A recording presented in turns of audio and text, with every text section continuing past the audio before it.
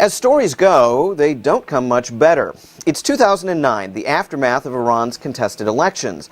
An idealistic programmer named Austin Heap creates Haystack, a program that he says cloaks internet users' identity and hides their web surfing. Haystack is hailed as a breakthrough for Iranians trying to circumvent Tehran's internet firewalls. The media pile praise on Heap, who is lauded as helping lead, quote, the Twitter revolution. The State Department even grants Heap special dispensation for distribution in Iran. It all seems too good to be true, which is usually an indication that it is, or should be. Haystack, at this point, is no more.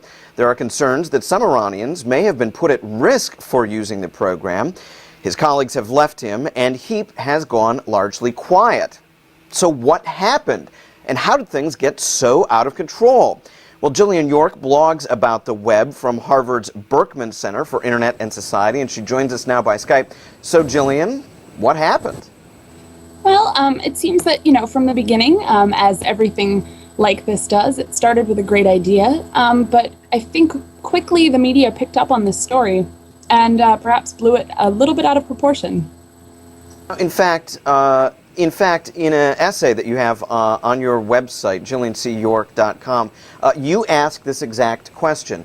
I want to know why the media was so quick to push this tool. So what answers have you gotten so far?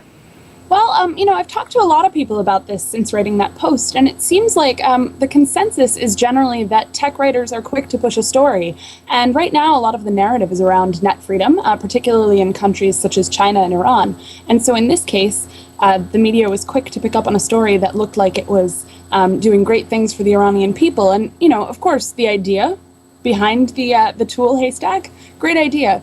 But at the same time, it's imperative that creators of tools like this be cautious and make sure that they've got the right product before they start pushing it out to the media.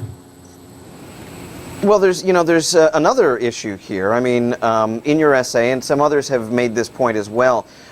First to Austin Heap and his collaborators, the sense that perhaps he was touting something that he may have known or suspected really wasn't all that it was. Do you put any blame on Heap and his colleagues?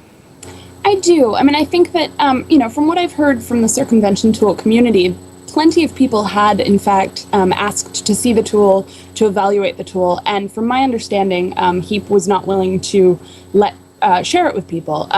His excuse for that was, of course, trying to protect the users, but at the same time, as we know, that may not have been the case. And so, while I don't necessarily think that he had bad intentions or the intention to lie, I think that it appears that he got caught up in something that he couldn't handle. It wasn't just the media that got caught up in something, and Austin Heap.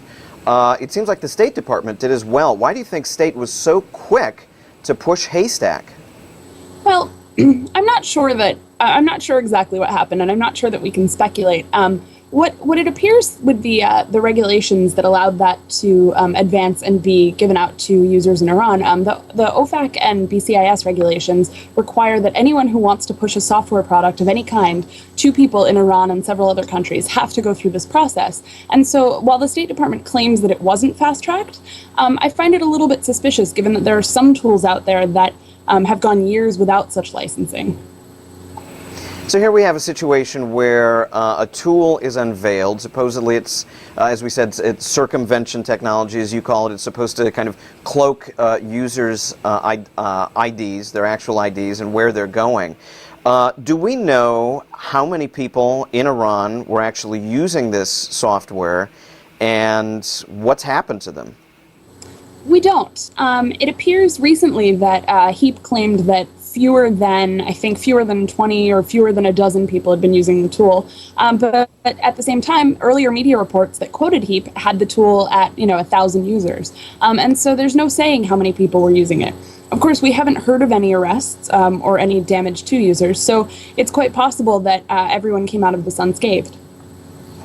And then again, it's quite possible that people haven't, and we just haven't heard about it, given that Iran is not exactly free-flowing information society. I'm curious, though, your thoughts. I mean, here we have a very complex tool. I spoke with some people in our parent organization who do these kinds of circumventions, work on these kinds of technologies. This is simply stuff at a level that I can't comprehend. I know that you were saying you're not a technician as well. I'm imagining a lot of journalists and people at the State Department aren't as well. What are the problems you think that crop up here when you have a potentially powerful tool? It has a great kind of appeal to it, but not a lot of people really able to test the thing out and see if it works.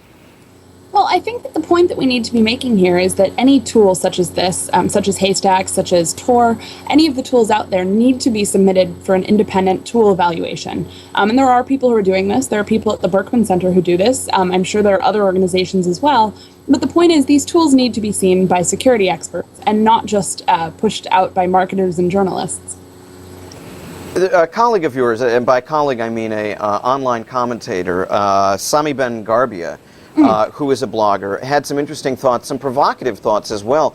His perspective from that of a sort of blogger who's really looking at the Arab world was that, you know what, the United States government and private industry should just get out of promoting online freedom tools completely, that is really just sort of mucking things up. What are your thoughts on that sort of idea?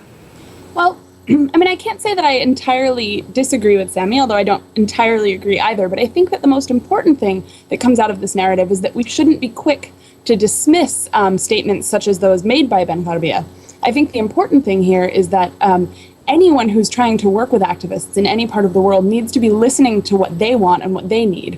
And so in this case, he might be saying one thing, someone else might be saying another thing, but we need to open our ears and hear what activists actually have to say about government involvement in their work.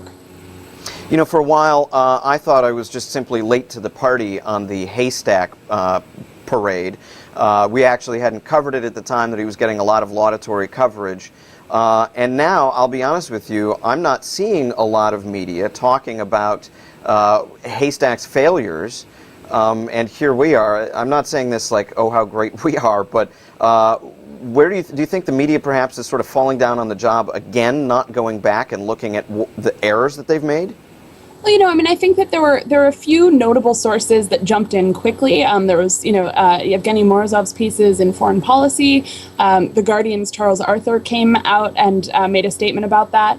But at the same time, some of the biggest sources that had originally lauded the tool, such as Newsweek, have been absolutely silent since the sort of downfall of Haystack.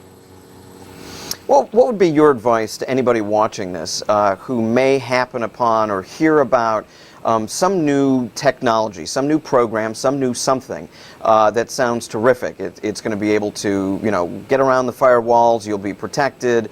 No one's going to know where you're going. How do people make these sort of assertions, or how do they figure this stuff out on their own when clearly it seems like the media and even the government weren't really able to do it? Sure. I mean, like you said at the beginning, I think the first point is that if it looks too good to be true, it probably is.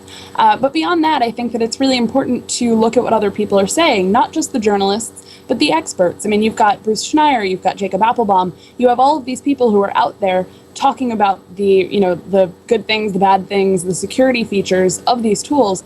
And I think it's important to ask questions, and if there aren't answers out there, try to get people to talk about them. Go to the security experts and ask them to look at the tool. Well, in 2 words, that seems to be the best advice I've heard in a long time. Ask questions. Jillian York, thank you so much for the thoughts today. Thank you. Jillian York blogs about the web from Harvard's Berkman Center for Internet and Society. She joined us by Skype. You can find her at jilliancyork.com.